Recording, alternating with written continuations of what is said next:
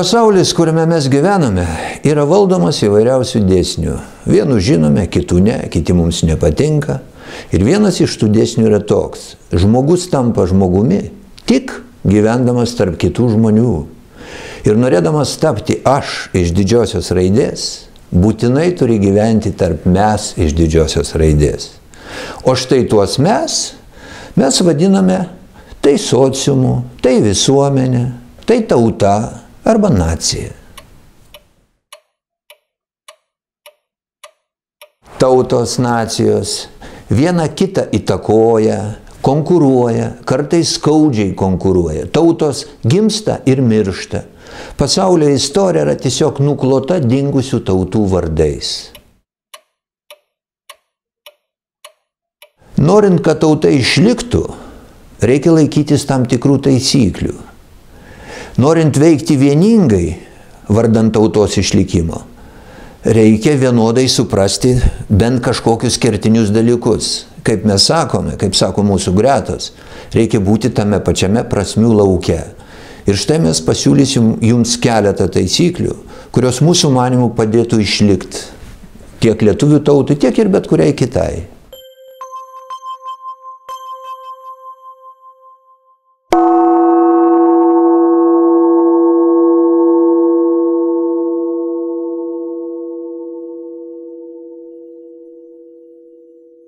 Deja, šiandieną lietuvių tautos ateitis yra gana miglota.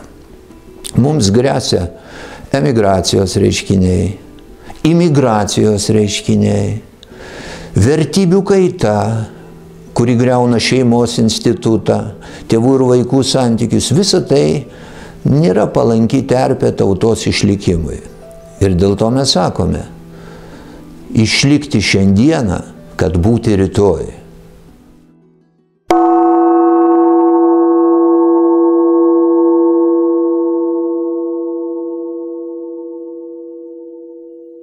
Šiandieną lietuvių tauta išsivaikšto, mūsų darosi vis mažiau ir pagausinti Lietuvoje gyvenančių žmonių skaičių nėra taip jau sudėtinga.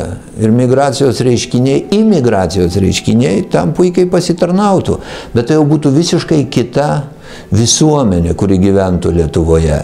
O šiandieną Lietuvoje yra 84% lietuvių, po 60% Lenkų ir Rusų ir po nedaug procentų kitų tautų žmonių. Mes visi daug maž čia, nežiūrint visų prieštaravimų, esam apsipratę. Ir štai jeigu tą santykį, kurį aš sakau 80-20, jeigu mes to santykio nesaugosim, tai mes gausim tokias problemas, kurios jau bus nebeišsprendžiamas. Pakeitus va štai šitą santykį tarp dabar gyvenančių tautų Lietuvoje, blogai bus ir lietuviams, ir lenkams, ir rusams, ir visiems kitiems, kurie šiandien gyvena Lietuvos žemėje.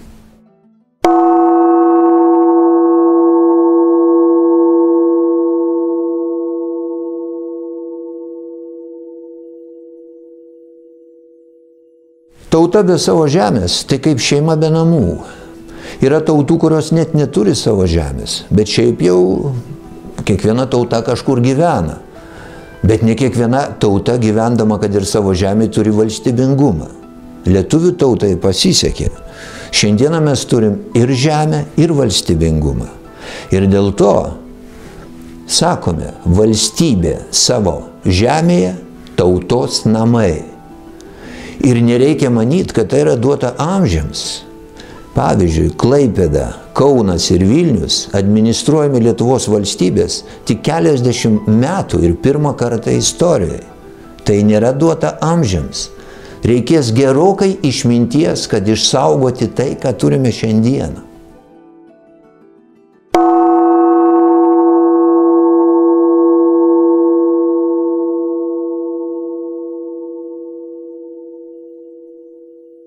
Kai tauta turi savo valstybę, iškyla valstybės nepriklausomybės klausimas.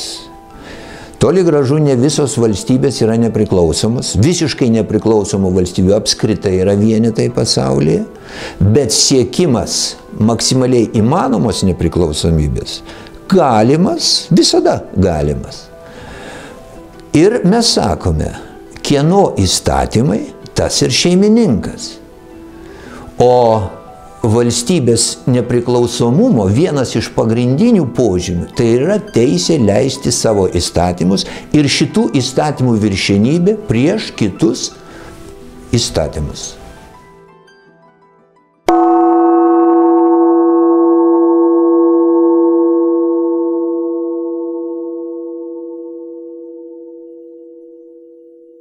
Prieš porą dešimčių metų mes gyvename situacijoje, kada įstatymų viršenybė buvo ne iš Lietuvos visuomenės kylanti.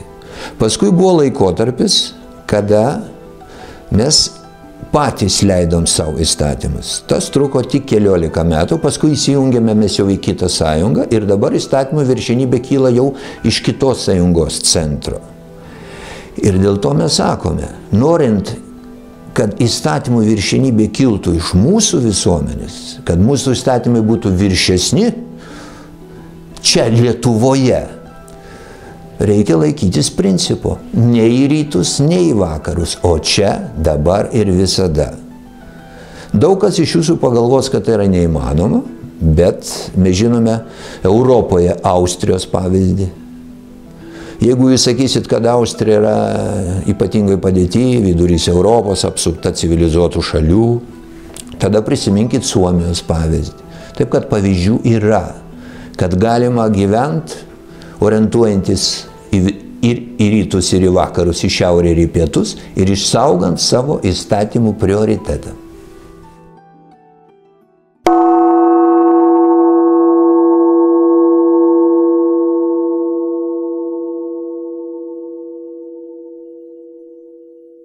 Mes visi labai norime vienybės. Norime vienybės savo veiksmuose.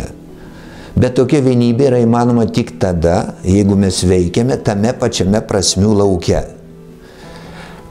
Ar jūs esate to pačio prasmių lauko gyventojai? Jūs galite suprasti atsakę į keletą klausimų. Vienas iš jų skamba taip. Ar Lietuva yra Lietuvos piliečių, ar visų norinčių Lietuvoje gyventi?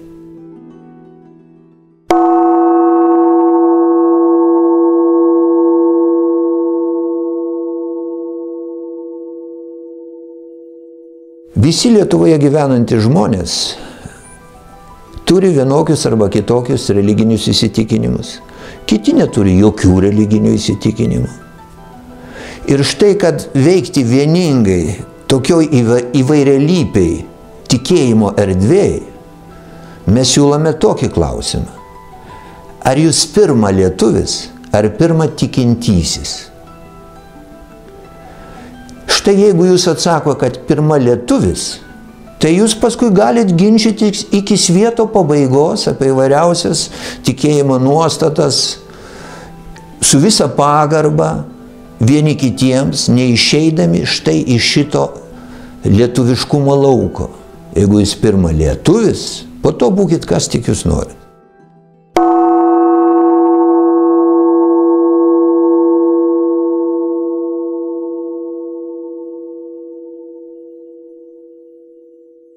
Taip pat kiekvienas Lietuvos gyventojas turi vienokias ar kitokias pažiūras, politinės pažiūras, net jeigu pats kartais savo nekelia to klausimo, bet su juo pašnekėjus paaiškėja, kad jis turi tas pažiūras. Ir dėl to vėl tas pats. Dėl pažiūrų mes galime ginčytis irgi iki begalybės. Ir kad tai netaptų nepagarbos laukų vienas kitam. Mūsų gretų žmonės ir sako, jūs turit savo atsakyti klausimą, ar pirma lietuvis, ar pirma kažkokios partijos narys. Ir jeigu jūs atsakot, kad jūs pirma lietuvis, po to galit ginčytis tarpusavį, kaip sakiau, nors iki pasaulio pabaigos.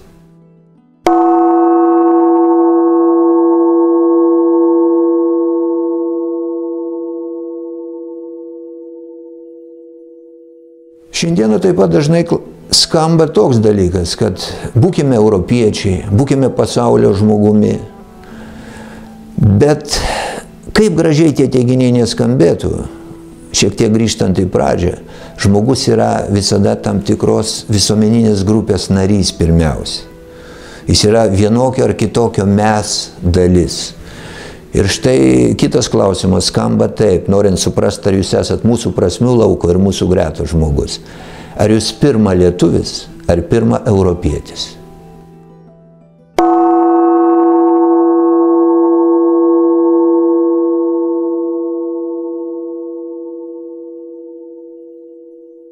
Lietuvoje gyvena, ne tik lietuviai, gyvena ir kitų tautų žmonės. Ir kyla klausimas, ar kitų tautų žmonės gali būti mūsų prasmių lauko gyventojais ir mūsų gretų žmonėmis. Jie gali tai suprasti atsakę savo į klausimą. Ar jūs esat Lietuvos kitatautis, ar kitatautis Lietuvoje? Tai yra labai esminis skirtumas. Jeigu jūs esate tik laikinai užklydęs kitatautis į Lietuvą, o save siejat su kažkokia kita tauta, su kita žeme, tai jūs be abejo, jūsų visa esybė yra kažkur kitur. Jūs atsitiktinis svečias mūsų žemė. O jeigu jums Lietuva yra svarbiausia žemė, jeigu jūs čia gyvenat, jūsų vaikai gyvens, ir jeigu jūs pripažįstat, kad Lietuva yra lietuviams vienintelė žemė pasaulyje, o jūs, tie kitataučiai, dažnai turit didelės teritorijas, o mūsų čia yra tik vienintelė pasaulyje teritorija, kurioje mes galim būti šeimininkais. Tai jeigu jūs esat tiesiog Lietuvos kitatautis, jūs be abejo esat mūsų gretų žmogus.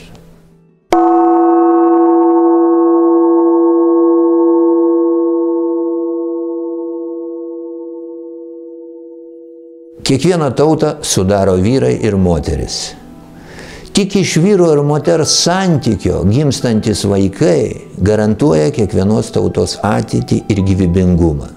Šiandieną pasaulyje sklando įvairiausi kitokie vėjai, siūlantis kitokius modelius. Bet mūsų gretų žmonės sako, iš dviejų, iš vyro ir moters gimsta trečias. Nes jeigu bus kitaip, tai tada jokia ateitis yra neįmanoma. Nes tik šitoks santykis garantuoja apskritai gyvybės išsaugojimą žemė.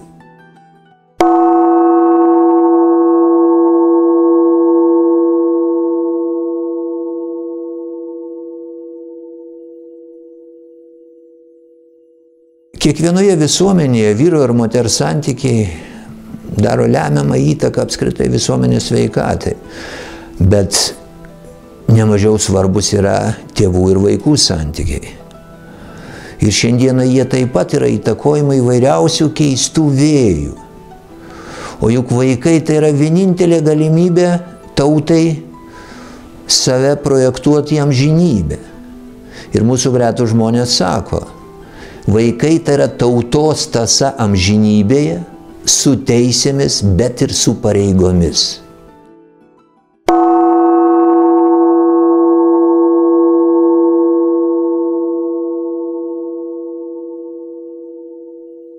Kiekvieną dieną, kiekvieną valandą mes bendraujame vieni su kitais. Ir bendravimo įrankis, aišku, yra kalba. Ir todėl mes sakome, kalba pagrindinė tautos savimonės sudedamoji. Ir dėl to kalbą reikia visokiojopai puoselėti, gerbti, o kaip kada ir pakovoti dėl jos teisių.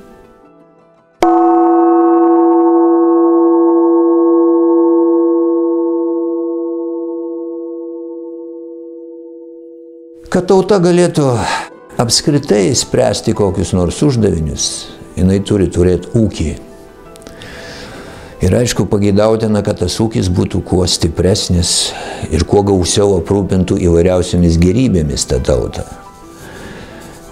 Taip pat yra įvairiausios nuomonės pasaulyje, bet mūsų gretų žmonės, mūsų prasmių lauko gyventojai sako, kad gyvybiškai svarbios ūkio šakos turi priklausyti valstybei. Ir tokių dalykų pasaulyje yra. Šiandieną yra manoma, kad tik privati nuosavybė turi dominuoti. Bet toli gražu pasaulyje ne visur taip yra. Ir vėlgi ta pati Skandinavija duoda mums pavyzdžius kitokį ūkio tvarkymąsi. Ten nemaža dalis ūkio yra valstybės rankose. Taip kad mes čia irgi nesame kažkokie ypatingi ir originalūs.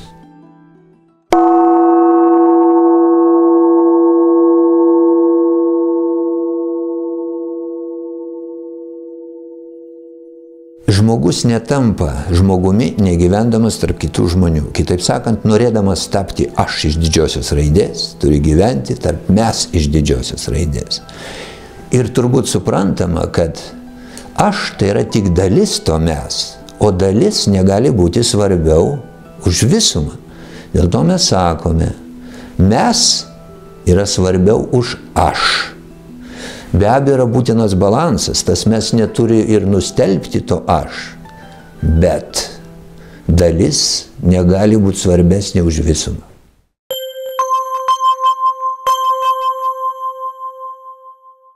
Taisyklės, kurios buvo išvardintos, arba klausimai, kuriuos jūs galite atsakyti ir suprasti, ar jūs esat mūsų prasmių lauko gyventojais, ar esat mūsų gretų žmonėmis, visiškai nereiškia, kad mes norim pasakyti, kad lietuvių tauta yra kažkuo geresnė už kitus. Bet mes norim pasakyti, kad jinai nėra blogesnė už kitas tautas. Tiesiog šitų taisyklių laikymasis mums atrodo, leidžia tikėtis lietuvių tautos išlikimo ir po 100 metų tikėtis, kad čia bus kalbama lietuviškai ir kad būsime šeimininkai savo žemėje. Visą tai, ką jūs iki šiol išgirdote, neatsako, aišku, jums į įvairiausius moralės etikos klausimus, neatsako į gėrio ir blogio klausimus, nekelia žmogaus santykio su būtimi.